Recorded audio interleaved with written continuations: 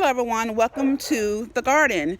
I'm in my backyard right now and I just wanted to give you guys an update on where we are with the garden. I started this garden in 2019 for my business to build as an adult day training program for adults who have mental disabilities. What I wanted to do is give not only the clients but the provider somewhere to take their clients when they're offering personal support services or they're offering companion services. What I found that ends up happening a lot when they're coming from group home situations is that the provider is more or less taking on the liability of having them in their car for, let's say, 3 to 4 to 6 hours sometimes. And to me, that's not productive.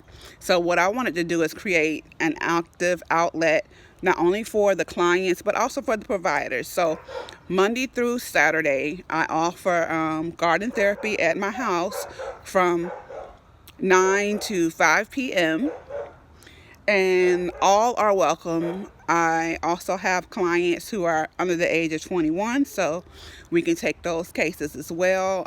Seniors, assisted living facilities are always welcome here.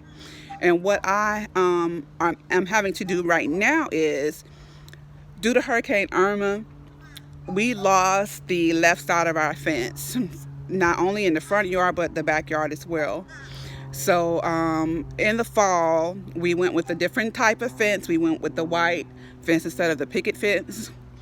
And the contractor dumped a lot of soil on 3 of my beds primarily, and some of my beds that I have crinum lilies in that I've grown for seed. Some of those plants are over 20 years old. I planted those plants when my son was first born, and he'll be 21 this month, February 29th. Shout out to Chase. Love you. So I'm having to reimagine my garden. So when that happened, I transitioned to containers. I basically just sow directly into the soil, or I started them in planters and then transplanted them into the soil. But for my sweet potatoes, my broccoli, my greens, my tomatoes, okra, asparagus, a lot of that stuff I just direct sowed into the ground. So I'm going to give you guys a little tour of the garden after I show you how I make my own mix. Now, what I use here is topsoil. You can also use composted manure, but you have to be careful with that because a lot of it has rocks and a lot of mulch in it that's not broken down. So I prefer to just get topsoil, and then I can add the amendments that I want to my soil mix. So I add peat moss, I add vermiculite, I add garden lime, I add, I'm going to be adding some earthworm castings this go around, along with some blood meal and some bone meal.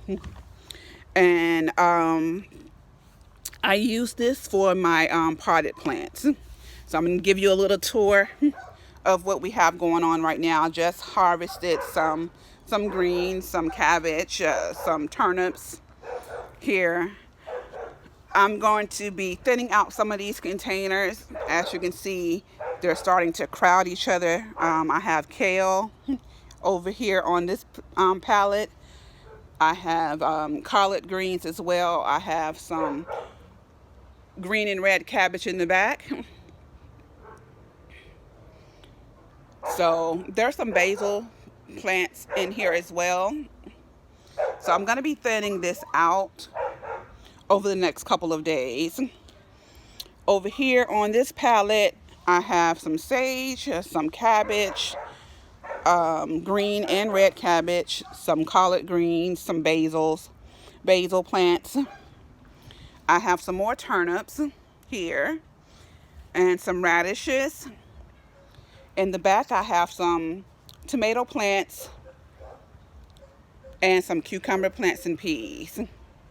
I'm going to have to get a couple cages for the peas. They're starting to move back to the cage with the cucumbers and the tomato plants. I'm going to have to thin the tomato plants out too, just to give them more room to grow so they're not fighting for nutrition over here. So You can see the fence.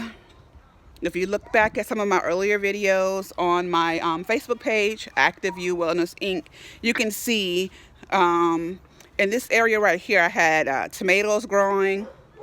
I had a sweet potato bed over here as well. And at one point, I had some watermelon plants out here too. Watermelon and cantaloupe plants.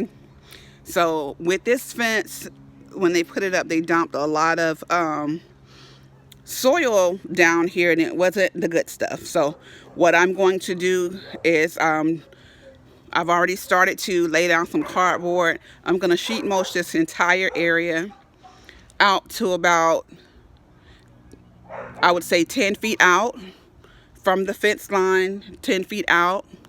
I'm going to do rows of mulch, raised pallet bed, row of mulch, raised pallet bed, row of mulch, raised pallet bed. So that way I'll be able to access each bed on either side as the plants start to grow, and when I'm harvesting as well.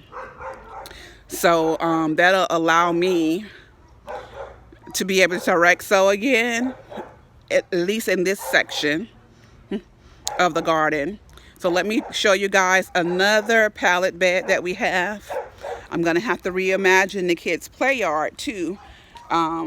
We have a daycare here, but due to the pandemic, we have not been able to offer that service over the last year. So hopefully as things progress with these vaccines, we'll be able to have the kids come back.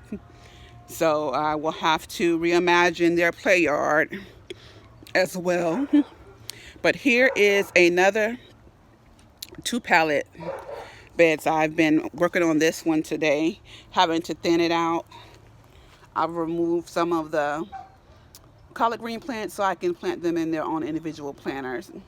But I have cabbage over here, greens. I have actually 2 types of cabbage in this particular area. I have okra, which I'm probably gonna have to relocate to because they're not getting a lot of sun over here up against this wall. I have peas, I have beans as well. I have some bell pepper plants growing here. This parsley plant is getting ready to go to seed. These have died. There was some basil in these, so I will be repurposing the soil and revitalizing the soil and reusing these planters to plant some more seeds. And that's the other cabbage that I have growing out here in this bed. I don't know if it's kohlrabi or not, but I think that's what it is, kohlrabi cabbage. And there is another bell pepper plant there.